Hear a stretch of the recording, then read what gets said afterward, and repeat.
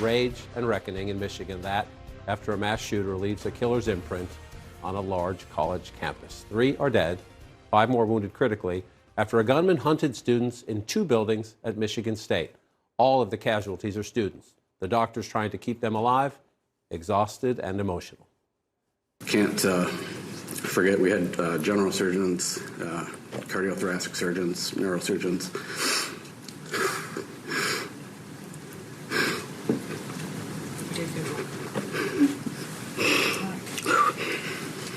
Didn't get a lot of sleep last night, sorry. So many people that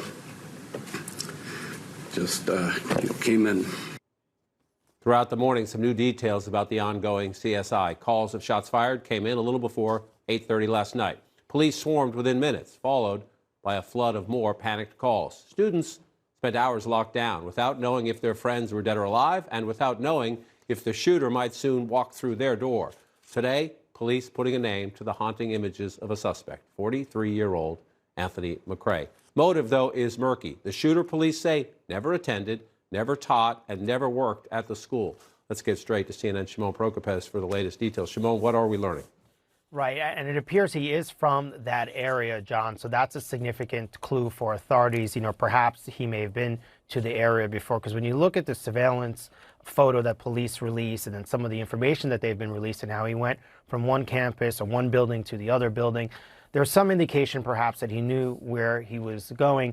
The other significant information we're just learning from police there in Michigan State is that they have recovered a note they believe that was written by the shooter, which will hopefully for them shed some light perhaps on what happened here, perhaps describing some grievances that he may have had, some concerns that he may have had. But again, you know, the motive here remains a mystery. You know, police saying this morning they're not any closer to knowing why he targeted this school. But this note certainly is going to be important for authorities as they work through motive and try to learn more about this gunman. What they have been doing, John, though, is that they've been talking to family members and others who know this gunman, who know the shooter. And it sounds like from their information from the families that certainly this was a troubled individual, a family member describing him as sort of secluded, kind of to himself. There was some trouble after his mother died, according to his father. So it sounds like for authorities, at least, they're learning more about the shooter here. And at some point, maybe, and we may not know ultimately what the motive is here, but certainly, you know, we hope to hear more from authorities. Other thing very important here, obviously, for the victims, that community and what they're going through. All of the victims here, students of the school, the 3 dead and 5 that remain in the hospital. And you could just see the emotion from the doctors, you know, who see all sorts of trauma, see all sorts of issues to sort of give that kind of emotional statement and to talk about it in that way. It just tells you the effect this is having on the community. Without a doubt. Shimon Prokopez, appreciate the live reporting to kick us off. Let's get some expertise now from 2 law enforcement experts, the former Deputy Director of the FBI, Andrew McCabe, and the former Homeland Security official, Juliette Kayyem. Andy McCabe, you listened to Shimon go through what we know so far, and there's a lot we don't know. But here, Anthony Dwayne McCrae, in 2019, arrested, charged with a felony for carrying a concealed weapon. He pleaded to a lesser charge, a misdemeanor, and once his probation was up, his probation ended in May 2021. So he had a gun charge on his record. May 2021, probation evolves. Then you hear his sister calling him isolated, his father calling him evil angry after his mother died. Why is the system still unable to connect this piece of information with this piece of information and say this man should not have a gun? Sure. So it comes down, John, to those regulations that are enshrined in the Brady Act of 1993. That sets the parameters for how background checks are done for gun purchases. Michigan is one of most states that relies on the FBI to conduct those background checks. In this case, on the facts that we know from the reporting about this man, the arrest for felony gun possession, had they convicted him of felony gun possession, might have prevented him from ever legally purchasing a firearm again.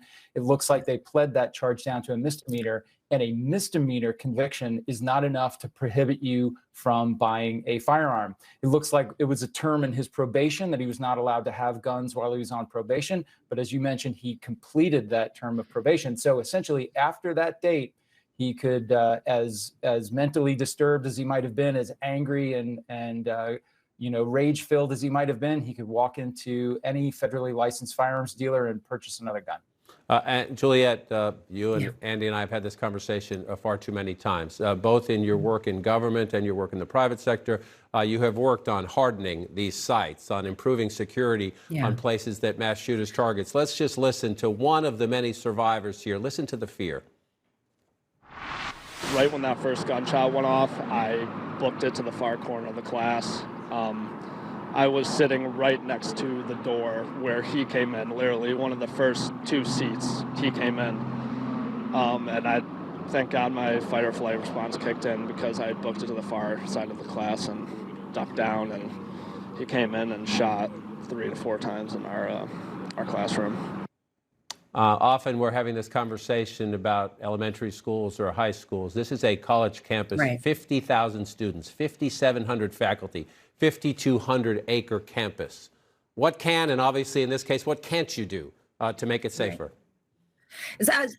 Yeah, I mean, you're basically going to have some level of vulnerability. You're not going to be able to make these colleges and universities safe because honestly, you don't want them safe. The kids, they hang out outside. They go to concerts. There's theaters. There's sports. There's classrooms themselves. So what colleges and universities are doing are they're trying to fortify places where people congregate, whether it's a classroom or a dorm situation. But you're always going to have vulnerabilities just given the size of this. And this university obviously has main streets going through it. It has bicycles. It's a mini city. And that's the challenge at this stage. And we will learn whether there were vulnerabilities that could have been closed by the university that may have minimized the harm, but someone determined to get into one of these will likely be able to get into one of these buildings. And that is a challenge. I don't mean to be pessimistic about it, but what that means is then what we have to do is work on what the response capacity can be. And I think you saw a pretty, sort of a near perfect response in terms of the surge of resources.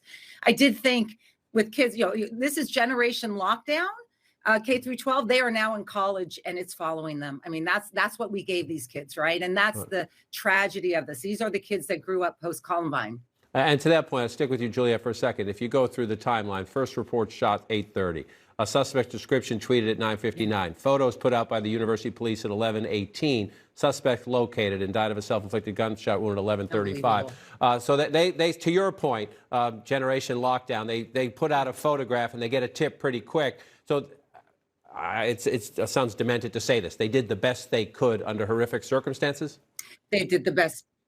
That's right. And so your standards in my world are, can we make it less bad? And I think the university really did. They're pre-planning with the locals and then the state, and then we saw federal assets come in. Seemed perfect. I want to pick up on one important point that we often don't talk about is communication. What I was monitoring it in real time. They are doing everything you would want to do, which is get to the students, tell them what to do, get to the faculty, and then colleges and universities, these are kids still, and get to the parents and telling the parents, do not come to campus because it's a danger zone, so to speak.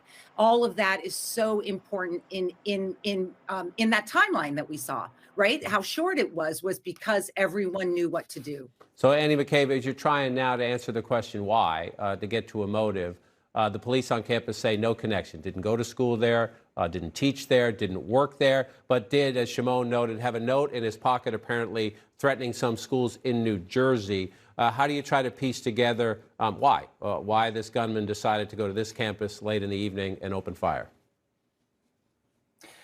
John, we do this investigation really only for that reason. There's no one to charge here. He's dead. He's not going to jail. But people have a desperate need to know why. Why this place? Why these victims? Why this night? And so what the investigators will do is they'll go back, they'll execute search warrants at his residence, maybe in his vehicles. They'll look in all of his electronics devices. They'll course through if he's ever used social media, see what sorts of things he's posted or said or liked. They'll look at all of his writings. They'll try to interview family members and friends and work associates, all to answer that question of why. Maybe we'll get an answer, maybe we won't. The other question we should be asking is how? How does this happen? How does it happen 60 or so times this year alone? And the answer is because we have 120 guns in this country for every 100 people. We have more than double the number of the second most gun-soaked country on earth, which is Yemen, not someplace I think we should be comparing ourselves to. Every lawful gun owner in this country, of which I am one, I carried a gun every day for 21 years on the job. I own a firearm. Every lawful gun owner should be standing up and saying, enough is enough. We need actually effective laws, actually effective background checks, and we've got to do something about this tidal wave of violence, or we just keep sending our kids to school and hoping they come home unshot.